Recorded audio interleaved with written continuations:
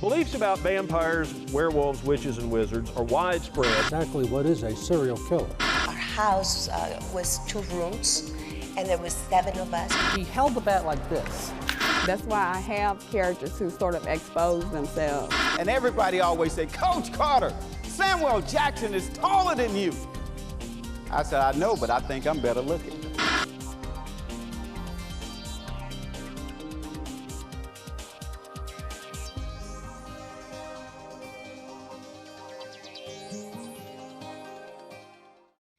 Hi, thanks everyone. Thank you all for coming out. I'm glad we were able to sort out the technical difficulties. I did not come prepared to do a 45-minute interpretive dance of my presentation, so fortunately you'll get to see slides instead. So as I was introduced, I'm the Vice President of Submerged Archaeological Conservancy International, and part of our goal is to do marine archaeological research under the larger umbrella of Ocean Conservancy. A lot of these sites are found in the marine environment, and they are home to a host of fauna in the marine environment, so we hope that by preserving these sites, not just for their archaeological and historical value, we can also help encourage their preservation for ecological purposes. So, with that started, I'm going to give you a very brief crash course in the conquest of the New World. I'm not sure how many of you are familiar with that already, but if not, I'm going to give you kind of sort of the Cliff Notes version. So we'll note here that after the Spanish came into the New World and began establishing colonies, beginning in Cuba, the Cuban governor, Diego Velázquez, began dispatching various conquistadors to go explore the different areas, so they did a lot of island hopping in the Caribbean. In 1517, Cordoba was dispatched to go further west and see what lands he could find. And when he came back, he reported a large landmass that he could not find his way around. So in 1518, Grijalva was dispatched to go continue that process of exploring the coast. And on his way back, he reported what he had found to the Cuban governor Velázquez, and Velázquez gave Hernan Cortes, marching orders to build a 3rd expedition to go back to this area, continue exploring, and trade with the inhabitants. So you can kind of see some of the roots of the various explorers that came around. This group in particular, 1511, I just want to note really quickly because it'll be important in a little bit. There was a Spanish vessel that was leaving South America, heading back, and they shipwrecked. And 2 of those Spaniards survived, and they ended up in the Yucatan after their vessel wrecked in 1511. So those 2 individuals are Jerónimo de Aguilar and Gonzalo Guerrero. So here's a very abbreviated history of the conquest, and I'll give you a recommendation at the end of other books if you want to check it out and learn a lot more. It's a very nuanced, several-year process, and there's a lot going on with the conquest, so I would definitely encourage you to kind of explore the different aspects of the conquest. But beginning with Cortes's expedition in 1519, in April, he arrives in what is now modern-day San Juan de Ulua with 11 ships and 500 men. And again, he was dispatched to this area to continue exploring and to establish trade with this area, nothing more. That was his contract with the Cuban governor. So in April, after he arrives, he meets with Aztec emissaries and he learns about this mythical city of Tenochtitlan, the head of the Aztec Empire, all of this gold and wealth and power. And one of the things that the conquistadors arriving in the Yucatan noticed was some of the Mayan temples that were still left and preserved on the coast, and this was far beyond anything they had seen in any of the Caribbean islands. So they knew something pretty incredible was going on here. Late in May, actually let me back up for a second, after Cortes learned more about the Aztec Empire and what was happening, he dispatched one of his men, Montejo, to sail north along the coast and find a suitable harbor. So now plans are starting to change a little bit. Why does Cortes need a harbor? He's just there to trade. In late May, he establishes the town of Verica de la Vera Cruz on paper. On paper. This was a very shrewd legal maneuver. Cortes knew that by establishing a town in this area, he could basically circumnavigate the Cuban governor and answer directly to the King of Spain. So he was no longer under that contract with the Cuban governor. So once he does that, Montejo arrives at what is now the Totonac town of Quiahuiztlan. He finds this suitable harbor, great for mooring up ships and keeping them protected and out of the weather. And in July 1st, they begin constructing the town of Verica. Now, on July 10th, this is the first letter that Cortes writes back to the King of Spain, Carlos V, explaining what it is he's doing, that he has established a town, and he is now answering directly to the King of Spain. So in early to mid-July, Cortes orders 10 of his 11 ships to be scuttled. Once his men figure out what's happening, hey, wait a second, we have family back in Cuba, we have land back in Cuba, this is not what we signed up for. So some of those men mutinied. And Cortes says, we're here to stay. You are not going back. So he orders 10 of his 11 ships scuttled right there in the bay, and with the last one, he sends back to Spain. So around July 26th, he sends Montejo and another individual, Porto Carrero, back to Spain to bring his letters and tell the king what he's doing. And he is very specific. Go to Spain, do not stop in Cuba, do not collect $200, just go, go, go. Well, what do you think they did?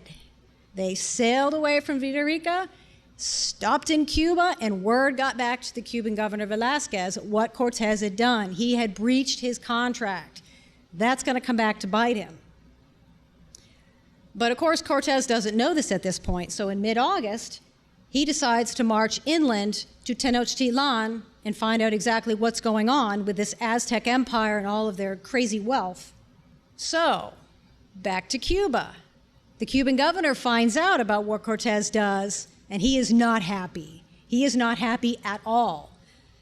So if any of you are familiar with Florida history, Pánfilo de Narváez now comes into play. So he becomes more famous much later on in the conquest, but in 1520, he is dispatched by the Cuban governor with 18 ships and 900 men to go arrest Cortes.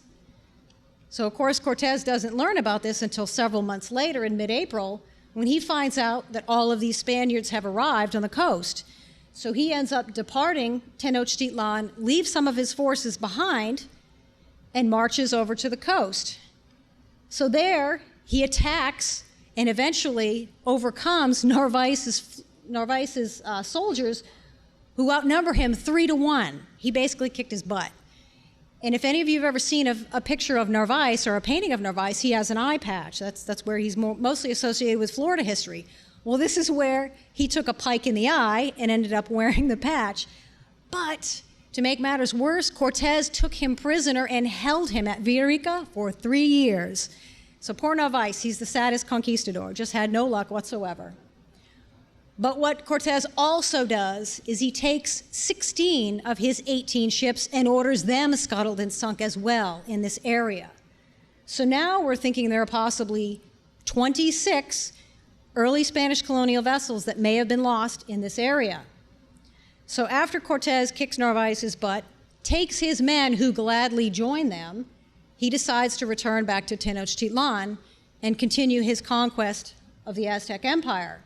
But pop quiz, what do you call 800 sailors who no longer have a ship? Soldiers. Now they're soldiers, they're part of his marching force. So getting back to the project area, we are working in the southwestern Gulf of Mexico in the state of Vera Cruz. Here's the modern day port of Vera Cruz, and here's Verica de la Vera Cruz. So Vera Cruz moved several times throughout history. Verica was its first location, and it was only there for a few years. This is our project area, and these features right here are going to be important. What's left of Verica is right up in this area, and the Totonac town of Quiahuiztlan, it's off the photograph. You won't see it just yet. But here's what it's looked like. So this is what Montejo saw. He saw this beautiful port, this little harbor area here. Here's Quiahuiztlan up here, And this rocky promontory right here is called Punta Las Quebradas, or Point of the Ravines. And you can see there's some ravines right here. Here's the modern-day remains of Quiahuiztlan, and it offers an amazing view of the coast out here. And it was occupied from roughly 8900 to 1521. So this is the view of the Gulf from Quiahuiztlan. And you can see that rocky promontory right there, that Punta Las Quebradas. And out here, this little rocky outcrop is a reef, Arrecife del Turón, which basically means reef of the nougat. Not really sure why it was called that. But here's a river that discharges a lot of sediment out into the Gulf. But you get a beautiful view of the coast, and so you can see what's coming at you long before it reaches the coast. So switching gears, just to kind of jump back into the history for a little bit, there was a huge sort of this Renaissance period of romanticizing the conquest in the 17th and 18th centuries and sort of making these conquistadors seem like these brave, macho men who did all these amazing, wonderful things. And so a series of paintings about the conquest were commissioned in the 17th century. And here you can see sort of Cortes arriving with his forces. They're displaying what their cannons can do to the indigenous population, scaring the hell out of them. Then meeting with Montezuma over here, but off in the distance you see his ships are anchored up around this sort of rocky feature. And then there's another feature off in the distance. So if you compare what's in the painting with what the coast looks like, here's the reef, here's the Punta Las Quebradas over here. So we were pretty certain that we were in the right area, and we knew Verica was right there. So, turning now to the archaeology, here's the remains of the fort at Verica. You can actually still see it. It does get overgrown every year with vegetation, so there's a lot of macheting that has to happen to expose it, but the fort is still there. And here's the project area along the coastline. So the fort is up here. Here's the Punta Las Quebradas, and this view of the coastline is looking towards the north. So the Gulf is out here, here's north, and then south is off the screen. So, did Cortes burn his ships? That is a very popular mythology associated with Cortes, and it sort of harkens back to this romanticizing the conquistadors and sort of making them larger than life figures. Well, Alexander the Great burned his ships, we know that, but did Cortes? There is no indication whatsoever that that actually took place. When you look at the original chronicles from Bernal Diaz del Castillo, who was there is no mention whatsoever of burning of the ships. In Cortes's letter back to King Carlos, there's one sentence in all of his letters, one sentence mentions the loss of his vessels or losing his vessels, nothing about burning. So we do not believe that any burning event actually occurred. Cortes was a very shrewd, very strategic thinker, and this seems like a sort of a random thing. So we need the archaeological evidence to tell us, did that in fact happen?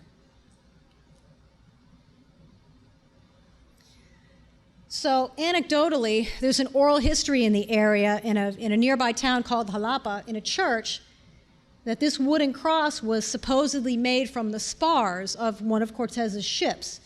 Now, they would not let us touch it. They would not let us get near it. There's not going to be any sampling of it to date it and determine if it was indeed associated with Cortes's ships. So the closest we could get was to take some photographs.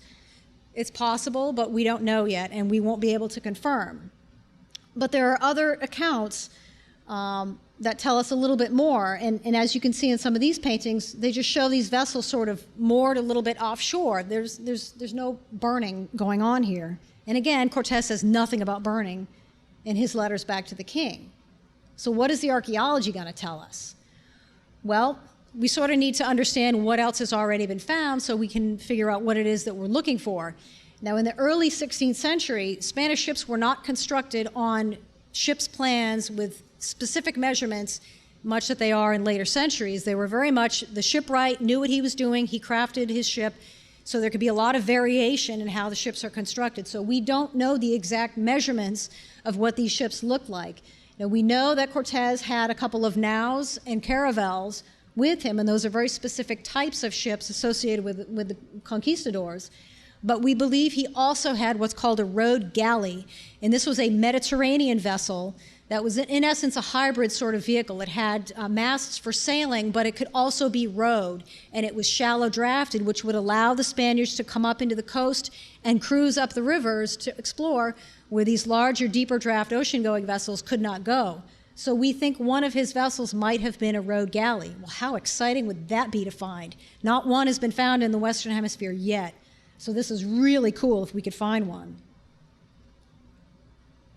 But also some of the other vessels that have been found, it gives us some sort of idea of what it is that we should be looking for archaeologically.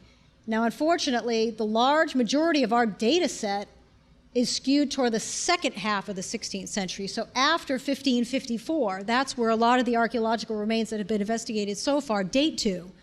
Some of these earlier vessels have never been firmly dated. And of course, they're in Mexico, in the Bahamas, and off in the Caribbean.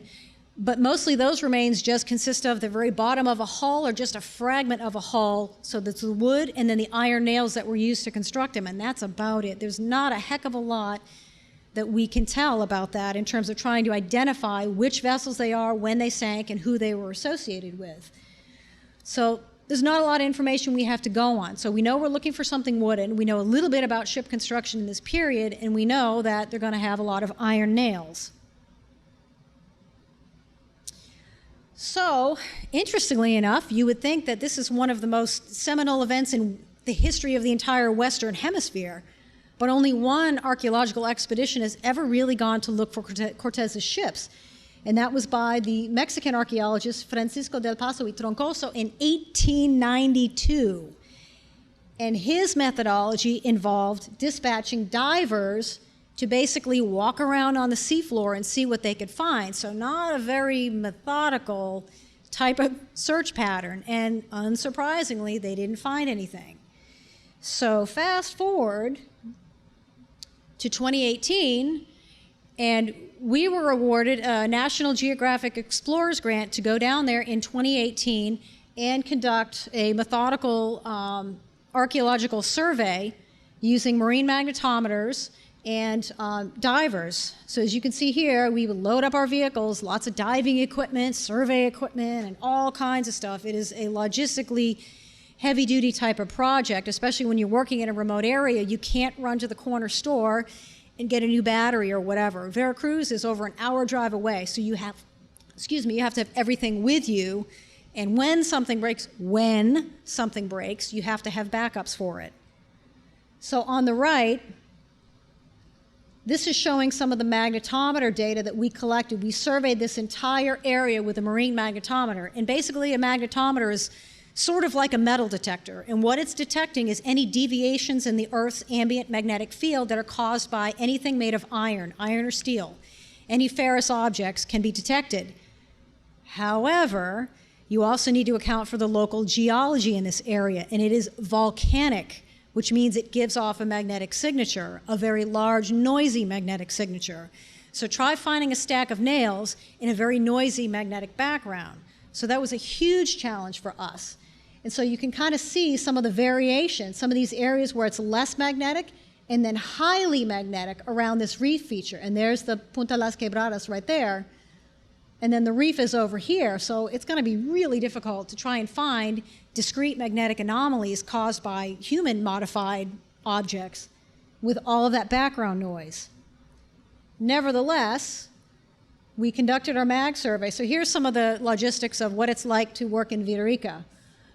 We load the boats in the morning. There are no docks in this area, none whatsoever. So we have to haul our gear down to the beach, load the boat, head offshore all day, do our diving, do our survey, whatever, come back in the afternoon, beach the boat again, unload the boat, and on, every single day that we're out there. So we affectionately referred to this as the Verica CrossFit program. So we all kept in shape very well, and there I am rolling in at the end to sort of help out. But it just kind of gives you an idea of the physical demands that are involved with marine archaeological work, especially in a remote area. So what you can see on here, we have a dredge pump. That's for moving sediment, so we can expose what's underneath the seafloor. We have some dive equipment, all that kind of fun stuff. And as soon as this wraps, there we go, next slide. So when we're offshore surveying, In 2018, we used a single marine magnetometer towed behind our survey vessel. And with conducting geophysical surveys for archaeology, we'll set up a grid pattern and we'll run lines back and forth. We affectionately refer to it as mowing the lawn because it can be that monotonous. But you're collecting all this data on a computer and you can see it coming in live. So we could see anomalies as they were being recorded. Once we get that mag data all together and we can see where our magnetic anomalies are, that tells us where we need to go investigate. So at that point, we deploy divers, and we will put a buoy, an anchored buoy, on top of the location, the coordinates of where we think there's a magnetic anomaly, deploy the divers. In 2018, we were using underwater metal detectors, and we'll conduct a circle search around that location, do 360 circles at different increments all the way out until we've covered the entire area. If we find anything, we use these very thin metal probes and probe below the seafloor. Nothing is exposed, really. There's so much sand in this area, so what we're finding is buried. So we'll use these probes, and as you're going down through the sand, you can actually feel the difference in materials that you're probing, whether it's wood, metal, stone, etc.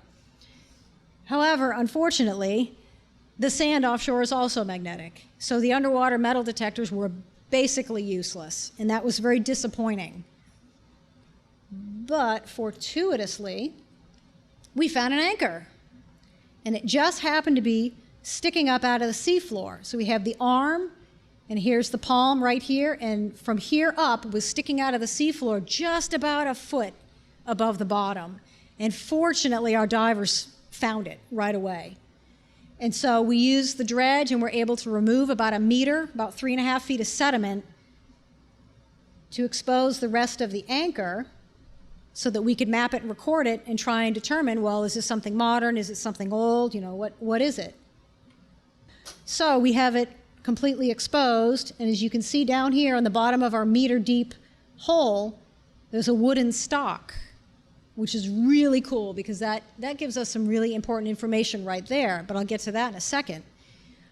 We were pretty certain right off the bat that this was a Spanish anchor and probably early 16th century because it's very similar in terms of the size and the shape of the flukes with one that was found on the 1565 Red Bay wreck in Canada. That one was excavated by archaeologists back in the 1980s. And it was very similar stylistically to the anchor that we found. But back to the wooden stock, it's important for two reasons. First of all, it's been down there for, we think, 500 years. The wood is still there. So what does that tell us about preservation? It should be excellent. The wood looked like it was brand new. When we saw it, we could not believe it. So we collected a sample of that wood and had it dated and analyzed. And it turned out, here's another angle of the anchor looking up out of the hole. Here's the wooden stock, here's the ring. The wood itself dated to 1417 to 1490, meaning that's when the tree that was felled. It was identified as red oak from the Cantabrian mountains of Spain, the Basque country. And the Basque country of Spain in the early 16th century was well known for their shipbuilding, as well as for the manufacturing of ground tackle such as anchor. So we knew we had an early 16th century Spanish anchor. And boy, were we excited. But that's not all. So lessons learned from 2018, our underwater metal detectors are useless. So we need to do something different. So we modified our methodology to now tow 2 marine magnetometers in tandem using these outriggers off the side of our boat, and that allowed us to modify the lane spacing with our magnetometers so that we could get them either closer together or a little bit farther apart, and that gave us much greater density on our mag data, so it was much easier to discriminate between individual magnetic anomalies.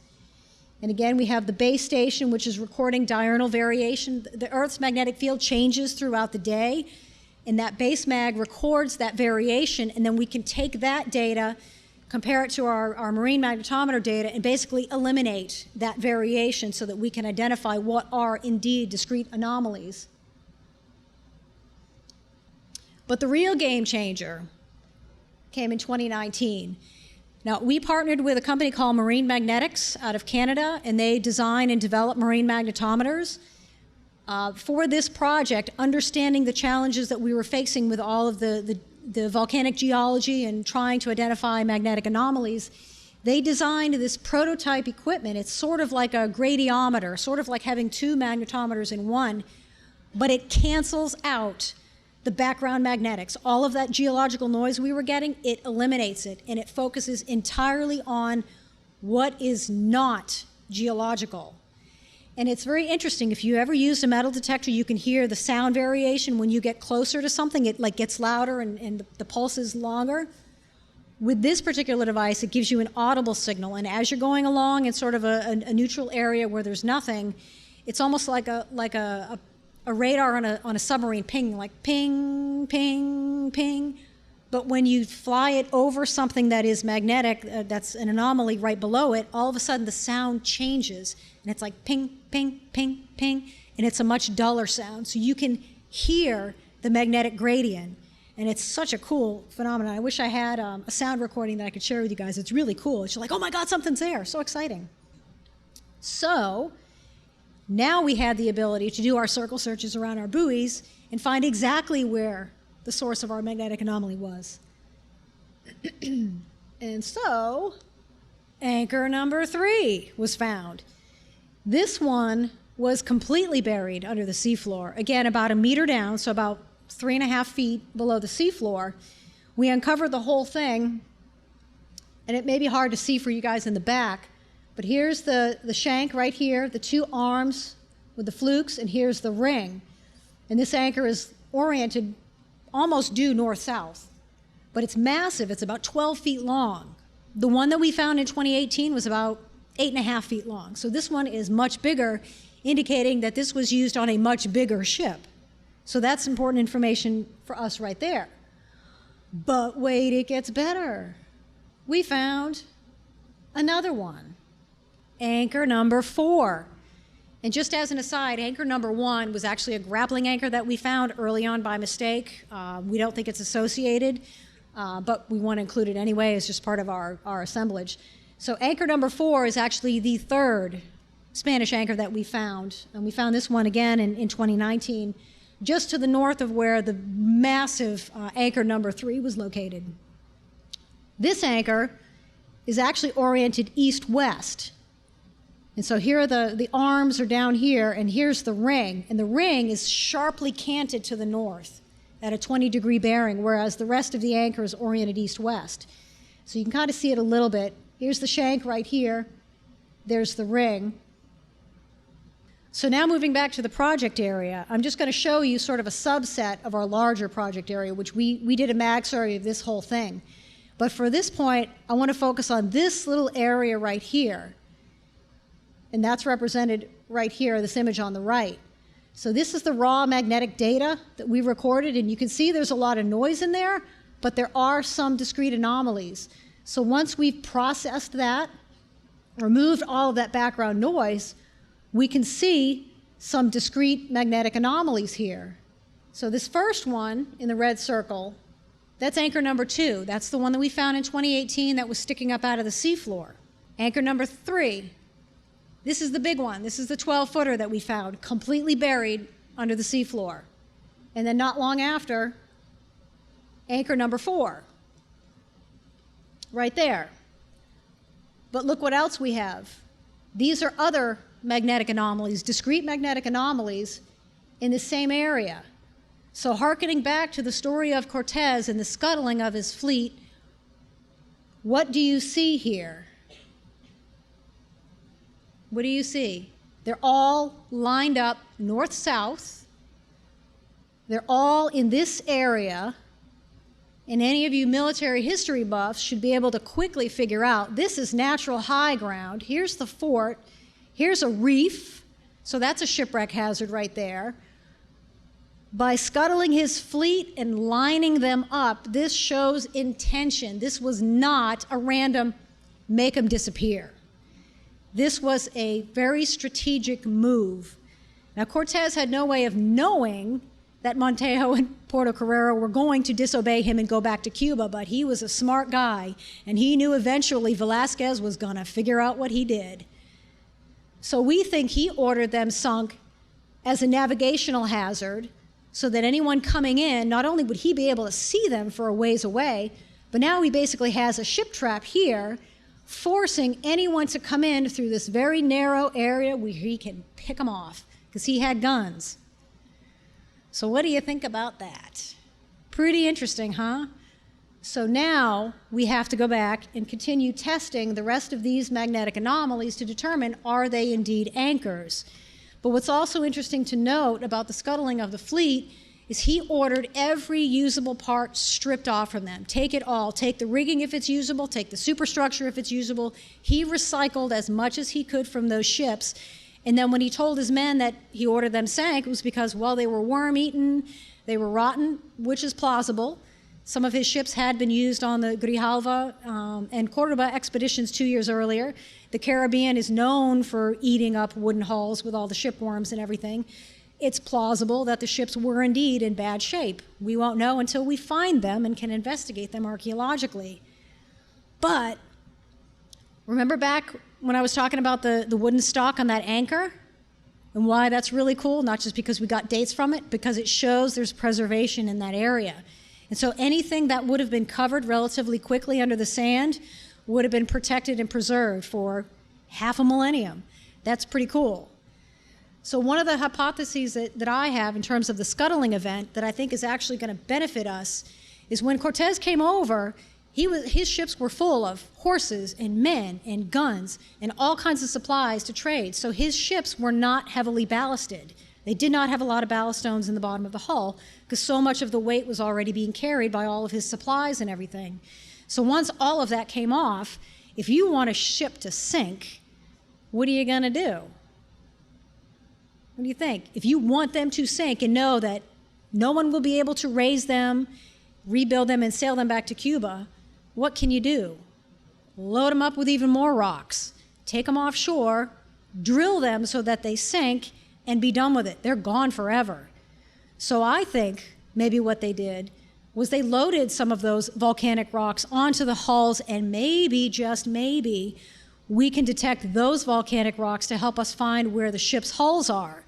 But the other cool part about that hypothesis, and based on the preservation of the wooden stock, is that if you take these hulls sinking down into the soft seafloor and you sandwich them between the rocks that were loaded onto the bottom of the hulls to help them sink, you now have some beautifully preserved wood between the seafloor and the ballast stones.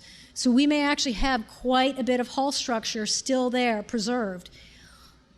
But I got to test my hypothesis. So now we got to go back out and see if we can find those hulls. But we think instead of just randomly taking them offshore and saying just make it happen, we think that they were anchored in certain positions and then sunk in those locations. So now we just got to go back in and hone in on where those locations could be and hopefully find some of these hulls. But there's possibly as many as 26 shipwrecks out there that date to either 1519 or 1520, whether they're Corteses or Novaeses. So we have a lot of work left to do. And last slide is the obligatory bumper sticker slide where all the different partners who were involved, funding agency, and then some of the folks who were involved. We worked hand in hand with Mexico's Instituto Nacional de Antropología y Historia, which is basically like Mexico's National Park Service. It's all of their archaeologists. And so we worked directly with them. They were out there in the field with us, and they are also helping to lead this project. So it's an international effort. We've had students come out and work with us. We've helped train some of the Mexican archaeologists. It's been a phenomenal project, and unfortunately COVID shut us down in 2020 and 21. We're hoping to get back down there in 22, test more of these magnetic anomalies, and hopefully find some of these wooden hulls so that we can tell the rest of the story.